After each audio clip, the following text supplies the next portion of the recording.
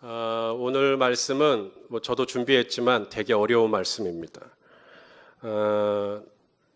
계속해서 그 본문을 설명하는 이야기들이 지속되다가 마지막 한 5분 정도 남겨놓고 진짜 해야 될 설교의 메시지를 전하게 될 것 같습니다.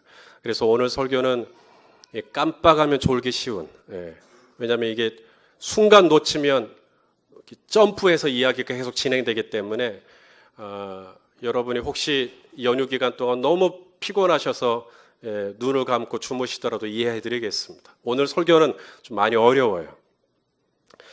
자, 사무엘하 21장부터 사무엘하가 끝나는 24장까지는 일종의 부록이라고 합니다. 사무엘 상하의 부록, 에필로그라고 하죠.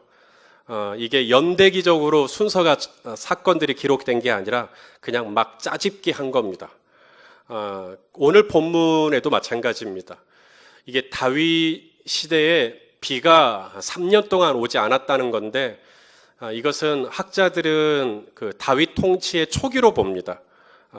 그래서 다윗이 왕이 되고 얼마 되지 않았을 때 이제 비가 3년 동안 오지 않았던 거죠. 이 일로 인해서 다윗이 심각하게 이제 기도를 하기 시작합니다. 이스라엘 땅은 농경 문화입니다. 농사를 짓는 문화예요. 그러니까 비가 안 오는 것은 아주 심각한 문제입니다. 자, 오늘 본문 시작되는 1절 우리 같이 한번 읽도록 하겠습니다. 시작. 다윗의 시대에 해를 거듭하여 3년 기근이 있으므로 다윗이 여호와 앞에 간구하며 여호와께서 이르시되 이는 사울과 피를 흘린 그의 집으로 말미암음이니 그가 기브온 사람을 죽였음이니라 하시니라. 자, 몇 년 동안 비가 안 왔다고요? 3년. 보통 일이 아닙니다. 그래서 다윗이 기도했고요. 그리고 하나님이 말씀하십니다. 기근이 오는 이유가 있다는 거예요. 하늘이 닫힌 이유가 있다는 겁니다. 그냥 북태평양 고기압에 막 이런 얘기 많이 하잖아요. 일기예보에서. 이런 것 때문에 갑자기 기근이 온 게 아니고 하나님이 일부러 문을 닫아 놨다는 거죠. 이유가 뭐냐면 1절에 보니까 사울과 피를 흘린 그의 집으로 말미암음이니. 누구 죄 때문이라고요? 사울입니다. 다윗 전의 왕이었던 사울 왕이 잘못을 한 거예요. 사울 왕이 잘못을 했는데 지금 그 피해를 누가 보고 있습니까? 다윗과 이스라엘 백성들이 보고 있는 겁니다. 아니, 똥 산 사람 따로 있고 치우는 사람 따로 있다고. 지금 잘못은 사울이 범했는데 벌은 다윗이 받고 있는 격입니다. 이게 납득이 얼른 안 갑니다. 사울이 잘못을 했는데 왜 다윗이 벌을 받나? 우리 신명기 말씀을 하나 같이 봅시다. 신명기 24장 16절입니다. 시작.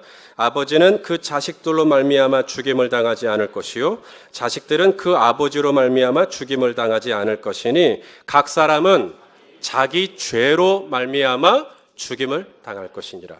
아들이 잘못했다고 아버지가 혹은 아버지가 잘못했다고 아들이 벌을 받는 일은 없습니다. 이 신명기 말씀을 주신 분도 하나님이세요. 각 사람이 자기 죄 때문에 벌 받아야 되는 거예요. 그게 신명기 말씀이에요. 그렇다면 사울이 흘린 피 때문이라면 누가 벌을 받아야 돼요? 사울이 받아야죠.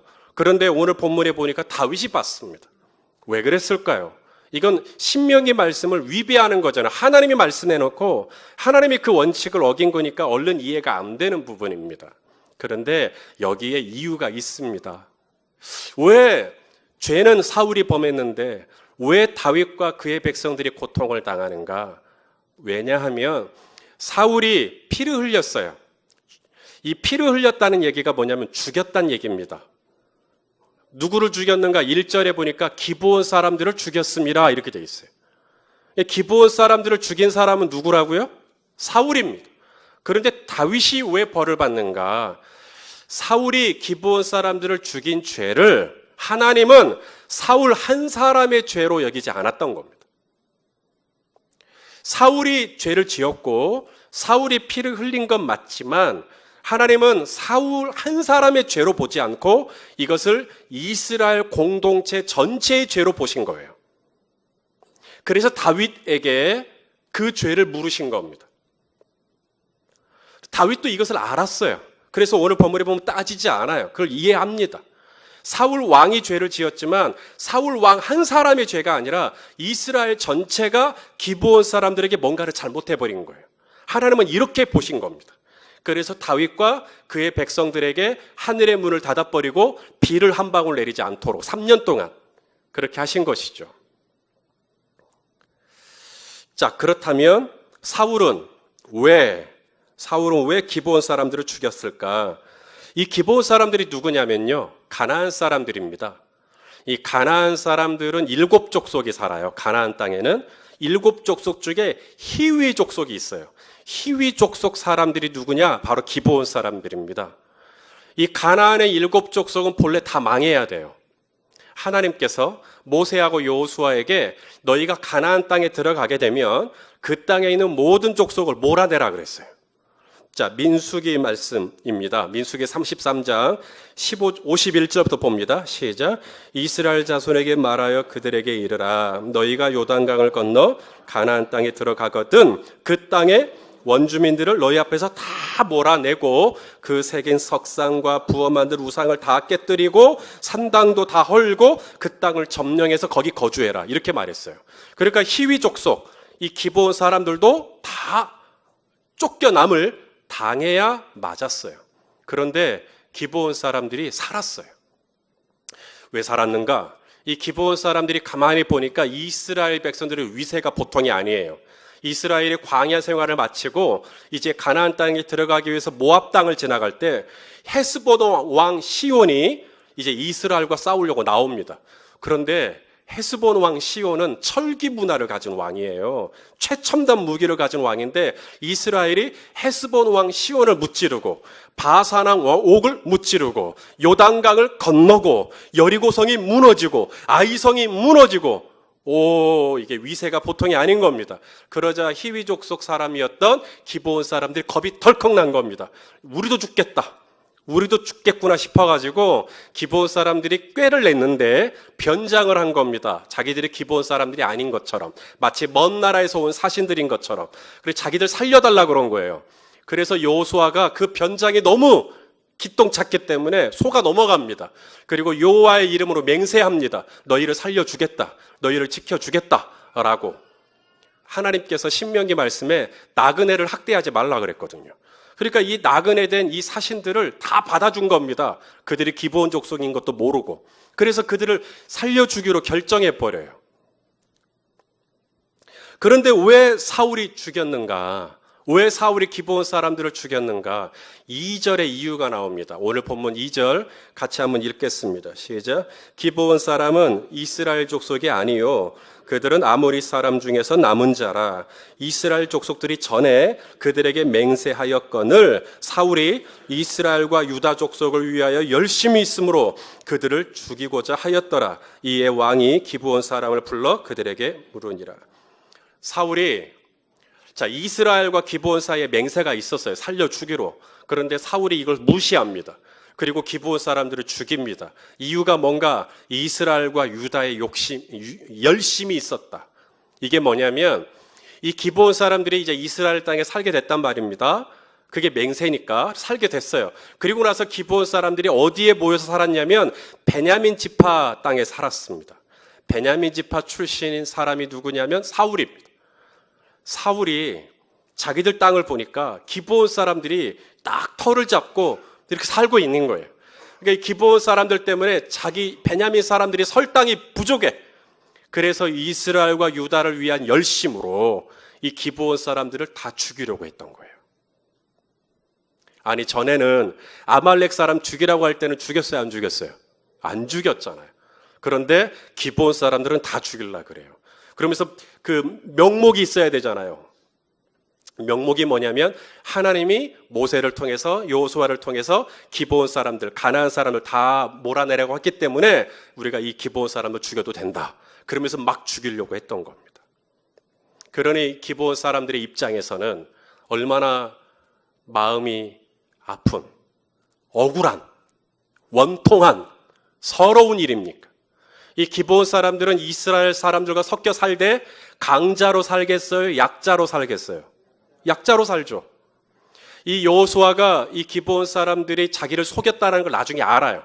그리고 나서 그렇다고 이게 한번 언약한 걸, 여호와의 이름으로 언약한 걸 물릴 수는 없어요. 그래서 여호수아가 기브온 사람들에게 좋다. 너희가 나를 속인 건 참 괘씸한데 한번 내가 하나님의 이름으로 너희를 살려주겠다고 했으니 살아라. 사는데 대신에 조건이 있는데 나무를 패는 일, 물을 깃는 일, 이걸 해라 라고 말합니다. 그래서 기브온 사람들은 이스라엘 사람들과 함께 살기는 하지만 막노동 있죠. 아무도 안 하려고 하는 일, 나무 패는 일, 물 깃는 일 이런 거 합니다. 노예처럼 살아요. 이들은 강자가 아닙니다. 이들은 약자입니다. 오늘 본문만 봐도 그래요.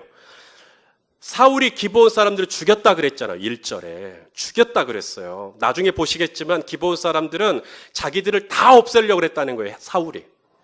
그런 일을 겪었으면서도 기브온 사람들이 그걸 이야기하지 않아요. 이 기브온 사람들 안에 있는 이 원통함, 기브온 사람들 안에 있는 이 상처를 누가 드러내냐면 하나님이 직접 드러내십니다. 하늘의 문을 닫고 비를 한 방울 내리지 않고 다윗이 궁금해서 물어요. 하나님 이게 어찌된 일입니까? 그래서 하나님이 친히 말씀하십니다. 기브온 사람들 때문이다. 기브온 사람들이 지금 상처를 입었다. 기브온 사람들이 지금 마음이 아프다. 사울이 기브온 사람들을 죽여버렸어. 그래서 기브온 사람들이 원통한데 아무도 기브온 사람들의 이 서러움을 들어주는 사람이 없다. 기브온 사람들은 그 억울한 일을 겪었으면서도 여전히 나무를 팹니다. 아무 소리도 내지 못하고 여전히 물을 깃습니다. 눈물만 뚝뚝 흘리고 사울이 죽이려고 하면 죽임을 당할 수밖에 없는 연약한 자들입니다. 하나님이 직접 하늘의 문을 닫고 다윗에게 얘기해 주지 않았으면 이 사건은 영원히 묻힐 수도 있는 일입니다. 그런데 하나님이 드러내셨어요. 하나님이 가르쳐 주셨어요. 그리고 그것은 기브온 사람들이 이 마음이 너무 이제 닫혀 있는 거예요. 이스라엘 사람들에게 마음이 닫혀 있는 이것 때문에 하늘의 문도 닫아버린 겁니다. 다윗이 이걸 딱 깨닫고 이제 기브온 사람들에게 찾아갑니다. 그리고 기브온 사람들에게 내가 어떻게 하면 너희 마음을 좀 풀어줄 수 있겠느냐. 너희가 마음을 풀어야 하늘이 열리는데 어떻게 하면 되겠느냐라고 이제 정중하게 묻습니다. 그러자 기브온 사람들이 이제 대답을 합니다. 사울 자손 중에 7명을 선택해서 자신들에게 주라는 거예요. 사울의 후손 중에 몇 명이요? 7을 선택해서 저희에게 주시면 저희가 그를 나무에 매달아 죽임으로 우리의 원통함도 풀고 더 나아가 이 땅의 기근의 문제도 해결해 보겠습니다. 이렇게 얘기를 하는 겁니다. 자, 궁금한 게 생기죠. 왜 7일까? 사울이 기브온 사람을 꼴랑 7명만 죽였겠는가? 그렇지 않죠? 많이 죽였을 겁니다. 그런데 사울의 자손 중에 7을 요구한 것은 7이라고 하는 7이 가지고 있는 숫자의 의미 때문입니다. 혹시 아십니까? 히브리 숫자에서 7이 의미하는 게 뭔지? 완전수거든요. 그래서 비록 자기들은 훨씬 더 많은 죽임을 당했지만 7명을 원했고요. 그리고 그 7명의 피 흘림을 원했습니다. 7명의 후손이 피 흘리면 이 문제는 해결될 거라고 얘기하는 거예요. 왜 그런 얘기를 했냐면 그게 율법 때문입니다. 기브온 사람들이 이스라엘 사람들과 같이 어울려 지내면서 율법을 이제 많이 알아요. 율법에 뭐라고 돼 있냐면 민수기 35장 33절입니다. 이게 율법이거든요. 읽어보겠습니다. 시작. 피는 땅을 더럽히나니 피 흘림을 받은 땅은 그 피를 흘리게 한 자의 피가 아니면 속함을 받을 수 없느니라. 이게 율법입니다. 그러니까 사울이 기브온 사람들을 죽였어요. 그 피가 땅에 떨어졌어요. 땅이 오염이 된 겁니다. 이스라엘 땅이 오염이 된 거예요. 이스라엘 땅이 오염이 되니까 농사가 안 돼요. 하늘이 문을 닫아버렸어요. 그래서 이 땅이 치유가 돼야 돼요. 이 땅이 해결이 돼야 됩니다. 이 땅이 정결하게 돼야 됩니다. 근데 이 땅이 정결하게 되려면 피 흘려서 더럽혀졌기 때문에 다시 그 피 흘리게 한 자의 피가 땅을 정결하게 한다. 그러므로 사울이 죽어야 됩니다. 근데 사울은 없어요, 지금. 길보아 전투에서 전사하고 없어요. 그러면 누구의 피를 흘려야 되는가? 사울의 후손이라도 그 피가 땅에 떨어지면, 그것도 7이라고 하는 완전수가 땅에 떨어지면 이 땅에, 이 오염된 땅이 정결하게 될 것이고, 그러면 하나님께서도 율법이 완성이 됐으니까 하늘의 문을 여시고 3년 동안 지속된 기근은 해결될 것입니다 라고 기브온 사람들이 얘기한 겁니다. 개인적인 감정만이 아니라 그것이 율법을 충족시키는 조건이 되기 때문에 그렇게 얘기한 거예요. 그러니까 다윗이 어떻게 합니까? 이 기브온 족속의 요구를 받아들일까요? 받아들입니다. 그래서 이제 7명을 선택합니다. 자, 사울의 후손이니까 요나단의 아들 무비보셋이 들어갑니까? 안 들어갑니까? 들어가죠. 그래서 무비보셋도 7명에 들어가야 될 것 같아요. 그런데 다윗이 무비보셋은 뺍니다. 무비보셋은 왜 뺐을까요? 요나단과 맺었던 언약 때문입니다. 이 요나단하고 어떤 언약을 맺었었냐면 사무엘상 20장 15절에서 16절 말씀인데 우리 한번 읽어보겠습니다. 시작. 여호와께서 너 다윗의 대적들을 지면에서 다 끊어버리신 때에도 너는 너의 인자함을 내 집에서 영원히 끌어버리지 말아라 이렇게 얘기합니다. 그래서 다윗이 요나단과 맺었던 언약을 기억하고 무비보셋은 열애시킵니다. 자, 무비보셋이 죽을 수밖에 없었던 무비보셋이 살 수 있었던 것, 무비보셋의 의로움이 아닙니다. 뭐 때문입니까? 요나단의 언약 때문입니다. 그래서 무비보셋이 살게 돼요. 그러면 누구를 보내는가? 오늘 우리가 본문을 읽었어요. 아야의 딸이면서 사울의 첩이었던 리스바라고 하는 여인의 두 아들, 그 다음에 사울의 딸 메랍에게 5 아들이 있어요. 5 아들. 그래서 요 7명을 기브온 사람들에게 줘요.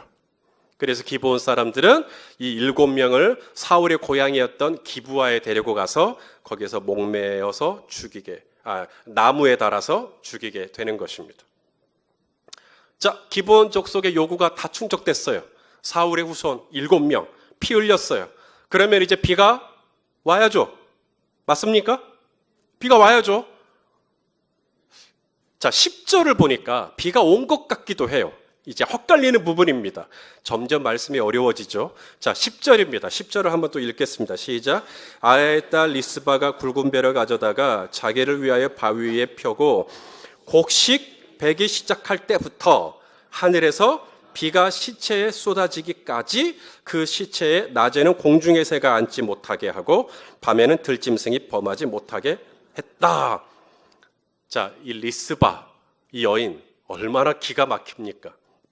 어느 날 갑자기 다윗의 군사들이 들이닥치더니 네 2 아들 내놓으라는 거예요. 무슨 일이냐고, 우리 아들이 무슨 죄를 지었냐고. 네 2 아들을 죄 지은 게 아니라 사울이 죄 지은 것 때문에 이 2 아들을 기브온 사람들에게 줘야 된다고. 그리고 나서 나무에 매달려 죽었을 때 이 리스바, 이 어미의 마음이 어땠겠냐고요. 리스바 사람들은 그렇게 나무에 매달아 놓고 시체를 아무데나 버렸던 것 같아요. 그래서 그 시체가 낮에는 날짐승에게, 밤에는 들짐승에게 훼손되지 않도록 리스바라고 하는 이 여인이 이제 그 시신, 2 아들의 시신을 지켰다는 거예요. 그게 10절이에요. 근데 언제부터 언제까지 지켰다고 그래요? 곡식 베기 시작할 때부터.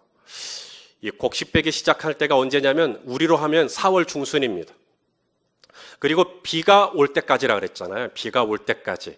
근데 그러면 비가 온 것 같아요. 10절만 보면. 그런데 오늘 본문이 끝나는 14절을 보면 그 후에 보이세요?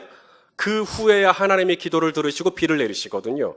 그러면 10절에서 얘기하는 비가 시체에 쏟아졌다는 것은 뭘 의미하는가? 학자들은 이렇게 봅니다. 여기서 10절에서 얘기하는 비는 하늘에서 뚝뚝 떨어지는 비가 아니라 비가 내리는 어느 시기를 이야기한다고. 곡식을 베는 시기, 비가 내리는 시기. 이스라엘이 비가 내리는 우기가 언제냐면 10월입니다. 곡식을 베기 시작한 건 4월이고요. 그러니까 이 리스바라는 여인이 아들의 시신을 지키기 위해서 거의 몇 개월을 있었던 거예요. 6개월 이상을 있었던 겁니다. 6개월 이상을 아들의 시신을 떠나지 않고 들짐승하고 날짐승에 훼손되지 않도록 지키고 지켰던 거죠.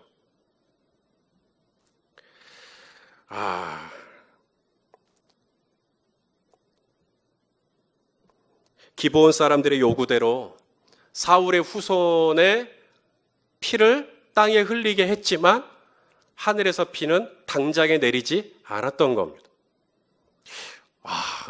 민수기 33장의 요구대로 후손의 피를 흘렸으니까 이제 비가 내려야 되는데 그것은 14절까지 가서 그 후에예요. 그러면 10절에서 14절 사이에 무슨 일이 있었던 거죠? 여기까지 해야 14절 그 후에야 비가 내리는 겁니다. 자, 1절부터 10절까지 기브온 사람들의 원통함을 풀었어요. 이제 10절부터 14절까지 누구의 원통함이 나오냐면 리스바 자매의 원통함이 나옵니다. 리스바 자매도 얼마나 원통합니까? 자신의 두 아들을 졸지에 잃었어요. 그리고 그 아들의 시체가 제대로 이렇게 존중받은 게 아니라 그냥 버려졌어요. 그래서 아무도 자신들의 아들들을 이렇게 돌보아 주지 않는 거예요. 6개월 동안을 그 일을 한 겁니다. 자, 그 이야기가 다윗의 귀에 들려집니다. 이 리스바라는 여인이 거의 6개월 동안 지금 기브아 골짜기에서 아들들의 시신을 지킨답니다. 요 얘기가 딱 들려오니까 다윗이 그 다음부터 뭔가를 해요. 12절부터 보니까 다윗이 사울과 요나단의 뼈를 길르앗 야베스 사람의 땅에서 데리고 옵니다. 가지고 와요. 왜 사울과 요나단의 뼈가 길르앗 야베스에 있는가? 길르앗 야베스 사람들이 사울과 요나단을 장사 지내줬어요. 그래서 뼈가 거기 있는 거예요. 그래서 그 뼈를 가지고 옵니다. 그리고 기브아 골짜기에 버려졌던 사울의 7 후손의 뼈도 다 추려줍니다. 그리고 어디로 장사를 지내주는가? 오늘 본문이 끝나는 14절에 보니까 사울의 아버지 기스의 묘, 가족묘예요. 거기에다가 정성스럽게 안장을 시켜줍니다. 그리고 났더니 그 후에야. 자, 리스바 자매의 마음에 사울의 피 흘림 때문에 자신의 아들들이 피 흘려야 된다라는 거 참 이해는 되지만 얼마나 어미로서 마음이 아픕니까? 그런데 그렇게 해서 나무에 매달려 죽었는데 그 시체를 그냥 아무데나 버려놨어요. 그래서 그걸 6개월 동안 지킨 거예요. 그런데 어느 날 이 다윗 왕이 자신들의 아들들의 뼈를 정성스럽게 추려가지고 그 모든 후손들의 뼈를 추려가지고 누구하고? 사울과 요나단의 뼈까지 다 합쳐가지고 사울의 아버지 기스의 가족묘에 딱 안장시켜줬을 때 여러분 리스바 자매의 마음이 조금이라도 풀렸을까요? 예, 풀린 겁니다. 그러니까 그 후에야 하늘이 열린 겁니다. 자, 14절을 우리 다 같이 한번 읽어보도록 하겠습니다. 시작. 요나단의 뼈와 함께 베냐민 땅 셀라에서 그의 아버지 기스의 묘에 장사하되 모두 왕의 명령을 따라 행하니라. 그 후에야 하나님이 그 땅을 위한 기도를 들으시니라. 자, 왜 다윗은 길르앗 야베스에 있던 사울과 요나단의 뼈를 가지고 왔을까? 그것도 다윗이 사울과 했던 어떤 약속 때문이에요. 일전에 다윗이 엔게디 기루에 사울에게 쫓김을 당하고 있을 때 엔게디 굴에 있을 때 사울이 와요. 그러자 다윗이 그 어두운 컴컴한 동굴 안에서 사울 왕을 해할 수 있었지만 죽이지 않고 뭐만 베죠? 옷자락만 뱁니다. 그래서 사울이 동굴에서 나오니까 다윗이 옷자락을 보여줘요. 당신을 죽일 수 있었지만 살려줬다. 그러니까 사울 왕이 갑자기 다윗 앞에 웁니다. 그리고 네가 나보다 낫다 그래요. 그러면서 사울 왕이 다윗에게 맹세를 시킵니다. 그 장면이 사무엘상 24장에 나와요. 한번 읽어보죠. 시작. 그런즉 너는 내 후손을 끊지 아니하며 내 아버지의 집에서 내 이름을 멸하지 아니할 것을 이제 여호와의 이름으로 내게 맹세하라 하니라. 그러니까 다윗이 사울에게 맹세합니다. 두 가지 맹세. 첫째, 내 후손 끊지 마라. 그래서 무비봇을 살려준 거예요. 무비봇 살려줬잖아요. 그래서 사울의 후손을 끊지 않습니다. 그 다음 두 번째 맹세가 있죠. 내 아버지 집에서 내 이름을 멸하지 않게 하라. 이게 뭔 말이냐면 내가 죽으면 우리 아버지 집에 나를 장사 지내달라는 거예요. 리스바가 6개월 동안 들짐승, 날짐승으로부터 자신들의 아들들의 뼈를 지킨다는 얘기를 딱 들으니까 다윗이 그제서야 번뜩 요때 했던 맹세가 생각난 겁니다. 왜 아직까지 비가 안 내렸던가? 이것 때문이었구나. 그래서 길르앗 야베스에 있던 사울과 요나단의 뼈도 가져오고 기브와 골짜기에 버려졌던 후손들의 뼈도 다 추려가지고 아버지 기스의 아버지, 그 사울의 아버지 기스의 가족묘에다가 딱 장사를 지내준 거예요. 그리고 나니까 하늘에 기다렸다는 듯이 문을 열고 비를 쏟아주셨다는 겁니다. 자, 이제 결론입니다. 5분 남았습니다. 뭘 의미할까요? 오늘 본문이 우리에게 이야기해 주고자 하는 메시지가 뭘까요? 두 가지로 저는 정리를 했습니다. 첫째는 뭐냐면 땅하고 하늘은 서로 묶여 있다는 겁니다. 이게 오늘 본문이 우리에게 주는 중요한 메시지입니다. 땅하고 하늘이 서로 어떻다고요? 묶여 있어요. 그러니까 하늘이 열리려면 땅이 열려야 됩니다. 땅이 풀려야 하늘이 풀립니다. 따라서 합시다. 중요한 거니까 땅이 풀려야 하늘이 풀린다. 땅이 닫혀 있는 거죠. 땅이 닫혀 있는 겁니다. 우리 그 말씀 아시죠? 예수님의 마태복음 18장에 너희가 땅에서 매면 하늘에서도 매이고 너희가 땅에서 풀면 하늘에서도 풀린다고. 그러니까 땅하고 하늘은 서로 따로따로가 아니라 별개가 아니라 이게 묶여 있습니다. 그럼 땅에서 푼다라는 게 뭔 말인가? 오늘 본문을 보니까 기브온 사람들과의 관계를 푸는 거예요. 리스바라고 하는 여인과의 관계를 푸는 겁니다. 그러니까 이 기브온 사람들이 억울함을 당하고 나니까 이 마음이 딱 닫혀 있어요. 이스라엘 사람들과 관계 안에서. 그리고 나니까 하늘이 딱 닫혀버린 거예요. 또 리스바라고 하는 여인이 또 마음을 닫았어요. 자신의 두 아들이 그렇게 당했잖아요. 그리고 나니까 하늘이 여전히 문을 닫고 있는 거예요. 그런데 리스바라고 하는 여인이 자신들의 아들들의 뼈를 정성스럽게 정리해 주는 걸 보고 마음을 엽니다. 그렇게 마음을 딱 푸니까 하늘이 드디어 쫙 풀리는 거예요. 신앙생활은 하늘하고만 관계를 잘하면 되는 거라고 생각을 하는데 성경은 그렇게 말하지 않아요. 성경은 하늘의 문이 열리려면 이 땅에서의 관계를 잘해야 된다라고 얘기합니다. 자, 말씀을 또 하나 확인합니다. 마가복음 11장 24절 25절 여기 보시면 응답받는 기도의 비결 두 가지를 얘기해요. 자, 읽어보겠습니다. 시작. 그러므로 내가 너에게 말하노니 무엇이든지 기도하고 구하는 것은 받은 줄로 이게 첫 번째입니다. 그리하면 너에게 그대로 되리라. 두 번째, 서서 기도할 때 아무에게나 혐의가 있다. 이게 다른 번역에 보니까 적대 관계입니다. 나하고 어떤 좋지 않은 관계예요. 기브온 사람들이 적대 관계, 리스바 여인이 적대 관계를 품듯이 나하고 어떤 혐의가 있는 거예요. 관계가 좀 안 좋은 거예요. 그랬을 때 어떻게 해라고요? 용서해라. 그 관계가 풀려야 돼요. 그러면 하늘에서도 너희의 간구를 들어주실 거다라고 얘기합니다. 나하고 하나님하고만 잘 지내면 됐지. 그래서 가나안 성도가 나옵니다. 나하고 하나님하고만 잘 지내면 됐지. 근데 가나안 성도가 놓치는 게 뭐냐면 나하고 하나님하고 관계는 잘하고 있는데 하나님은 옆에 있는 사람하고도 잘 지내기를 원하시거든요. 자, 우리 마태복음 5장 23절 말씀 같이 한번 또 읽겠습니다. 시작.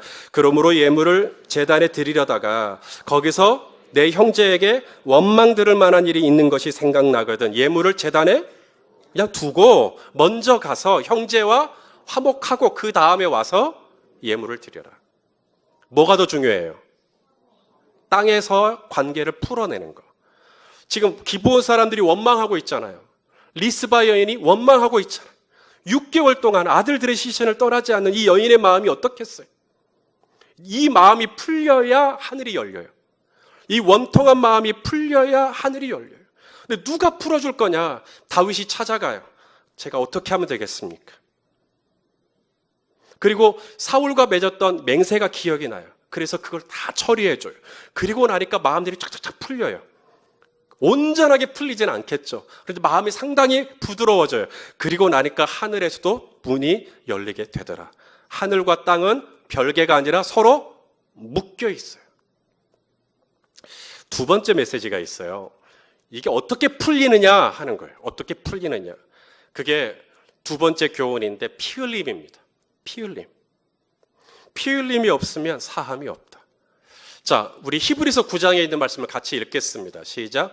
율법을 따라 거의 모든 물건이 피로써 정결하게 되나니 피 흘림이 없은즉 사함이 없다. 이스라엘이 3년 동안 비가 내리지 않았어요. 이유는 피 때문입니다. 사울이 피를 흘렸어요. 그 피가 땅을 오염시킨 겁니다. 이 오염된 땅을 정결케 할 수 있는 방법은 딱 하나, 피 흘림입니다. 피를 흘리게 한 자의 피가 있어야만 정결하게 돼요. 그래서 사울의 후손 7이 나무에 매달려 피를 흘린 겁니다. 성도 여러분, 사울의 후손이 나무에 매달려 피를 흘려 죽어야만 땅이 고침받는 거라면 아담의 후손인 저와 여러분도 죽어서 피를 흘려야 이 땅이 고쳐질 거 아닙니까? 그런데 우리는 지금 이렇게 썽썽이 살아있어요. 왜요? 우리를 대신해서 내가 나무에 매달려 죽어야 되는데 나를 대신해서 나무에 매달려 모든 저주를 받아내신 분이 계십니다. 그분이 바로 우리 주 예수 그리스도이십니다. 그분이 이 땅에 오셔서 나를 대신해서 기부와 골짜기가 아니라 골고다 언덕에 그 참혹한 십자가 위에 오르셔서 내가 흘려야 될 피를 당신이 다 피 흘리시고 내가 죽어야 될 죽음을 당신이 다 감당하시고 그래서 그 예수님의 피 흘림 때문에 이 땅이 고쳐지게 되고 예수님의 피 흘림 때문에 저와 여러분이 살게 되고 예수님의 피 흘림 때문에 저와 여러분이 의로운 자가 되고 예수님의 피 흘림 때문에 우리가 모든 사망의 저주에서 노임을 얻게 된 것을 믿으시기 바랍니다. 그래서 우리는 예수님의 피를 찬양해야 돼요. 예수님이 십자가에서 나를 대신하여서 지불하여 주신 그 어마어마한 값을 우리는 평생 찬양하면서 또 그분의 이름을 온 땅에 증거하면서 그래서 여전히 이 복음 앞에 귀를 막고 마음을 닫고 알지 못하는 어느 누군가에게 가서 당신을 위하여 매달리신 분이 있다고 당신이 죽을 필요가 없다고 이 복음을 유앙겔리온을 전해야 될 이 사명. 그래서 누군가는 싱가폴도 보내고 누군가는 일본도 보내고 누군가는 중국으로도 보내고 사랑하시는 성도 여러분, 나를 대신해서 나를 살려주시기 위하여 그 값을 지불하신 우리 예수님을 찬양하고 찬양합니다. 나를 용서하시고 나를 대신하여 죽으신 그 예수님의 사랑이 저와 여러분을 강권합니다. 뭐라고요? 너희도 용서하라고. 나도 너를 용서했으니까 너희도 용서하라고. 이것이 오늘 본문의 메시지입니다.